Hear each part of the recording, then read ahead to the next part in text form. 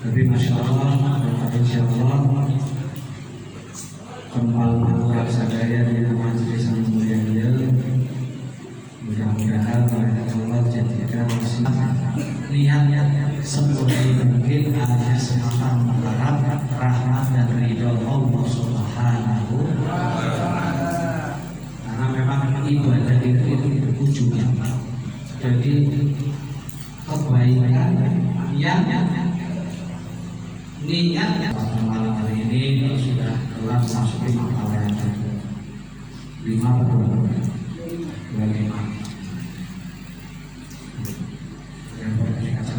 yang lama hilang penyebabnya yang cocok deh bisa butuh ilmu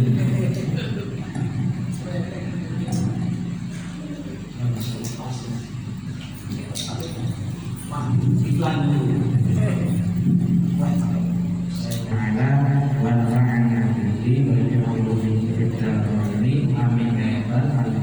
sekedar menegaskan yang ingin saya sampaikan di sini bagian daripada menyampaikan apa yang sudah dikarang oleh Imam Nawawi melalui kitab As-Sunnah. Mudah-mudahan beliau Imam Nawawi oleh Allah Subhanahu wa Ta'ala senantiasa dapat nikmat rahmat di dalam hidupnya, diberikan nikmat juga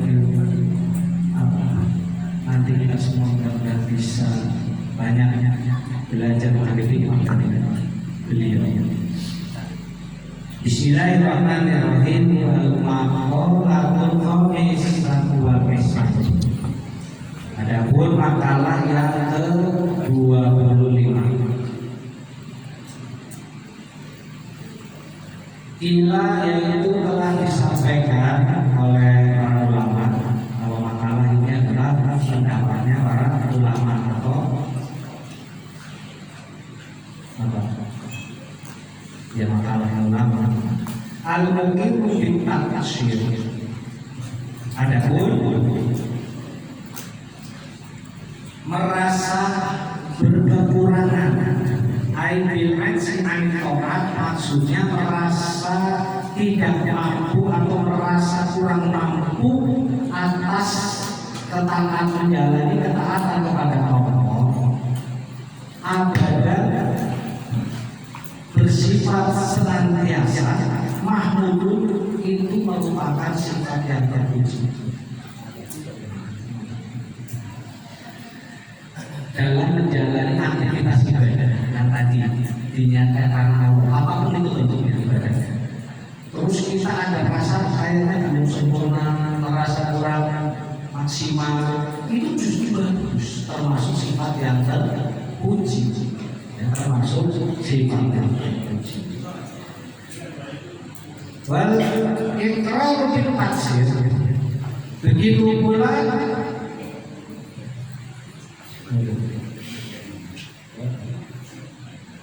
wal iqrar bil taksir, begitu pula mengakui atas kekurangan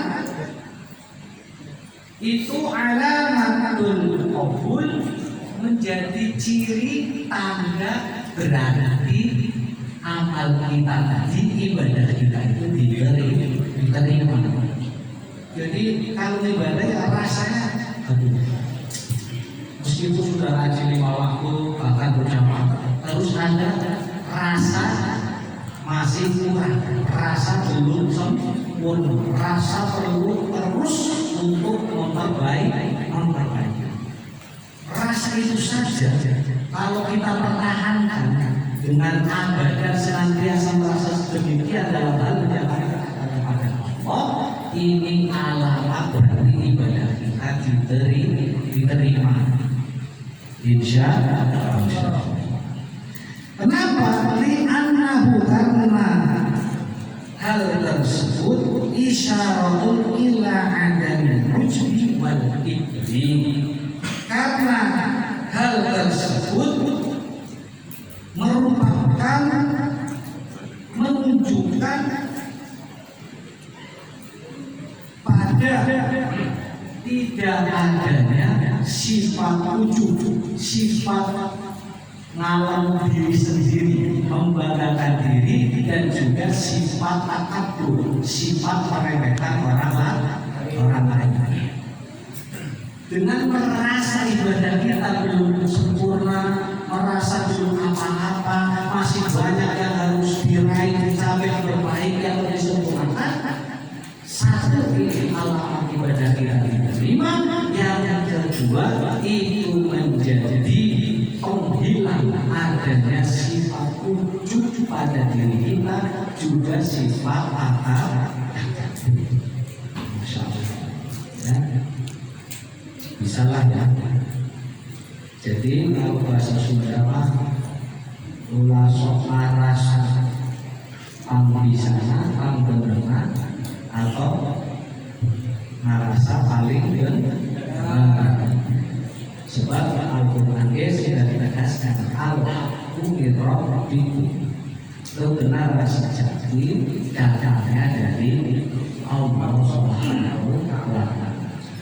Dan dia mah ini masalah ngaji lagi benar. Ini masalah. Rasanya kita ngaji itu benar. Maka kita niatkan semata mengharap rahmat ridho Allah, bahwa kebenaran ini datangnya memang dari Allah. Sehingga dengan demikian akan tersambung dengan ayat selanjutnya, fala takunanna minal mumtarin.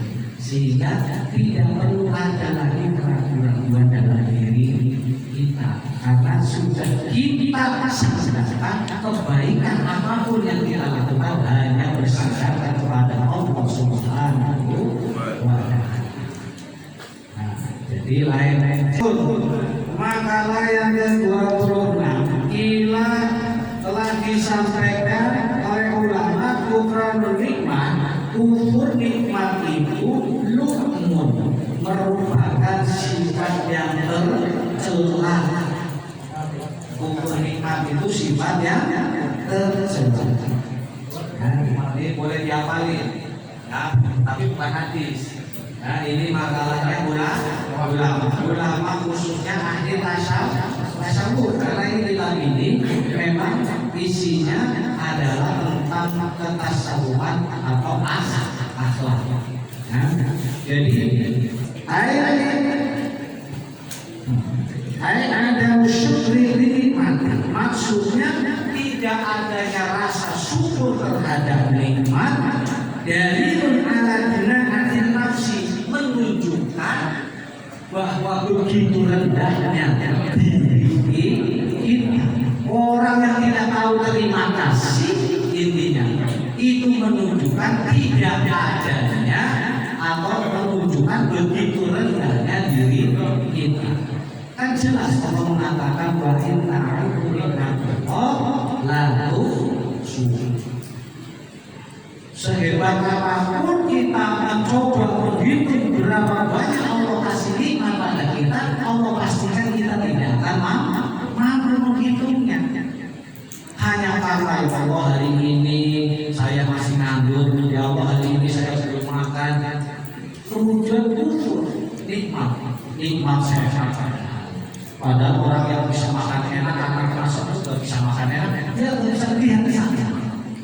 Akhirnya kufur nikmat. Makanya demikian termasuk sifat tercela.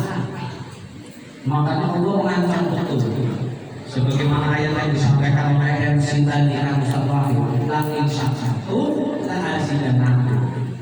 Walaupun kafaru, andai kalian yang kufur atas nikmat Allah, maka sesungguhnya siksa Allah ina'adabi la syasya, siksanya sangat luar biasa.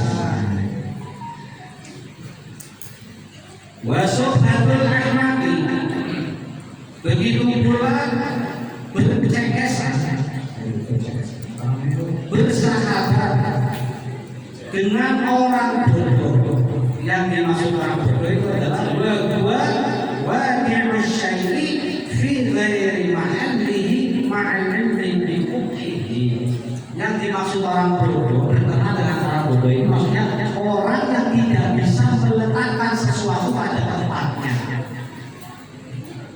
Bisa padahal dia tahu kalau itu hal buruk atau hal yang tidak baik. Kalau kita ada orang yang melihat orang, padahal orang itu tahu itu tidak baik, kemudian dia lakukan, ya kan? Sudah mabuk tidak baik, mabuknya disolatkan. Ya.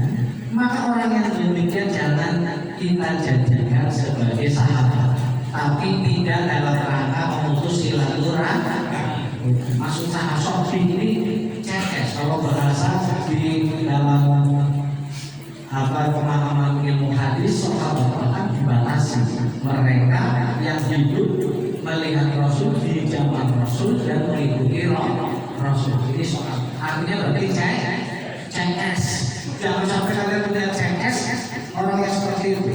Tapi sebagai teman, sebagai ya untuk silaturahmi kita bukan masalah. Kalau memang Allah memerintahkan kita untuk taat.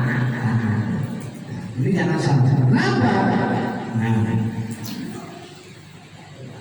Syukur karena hal itu merupakan sifat yang buruk. Kalau orang kita menjadikan orang yang demikian ini merupakan bagian daripada sifat yang buruk.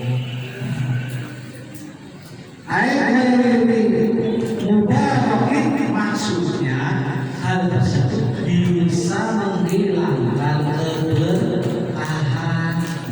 Aturan kita rajin ibadah, kita yang rajin sholat, rajin zakat, sedekah, pokoknya kita orang yang alim atau orang yang soleh, kemudian hanya karena kita punya teman yang tidak bisa menempatkan sesuatu pada tempatnya, padahal dia tahu kalau tidak baik, itu buruk, itu mengakibatkan kesolehan kita.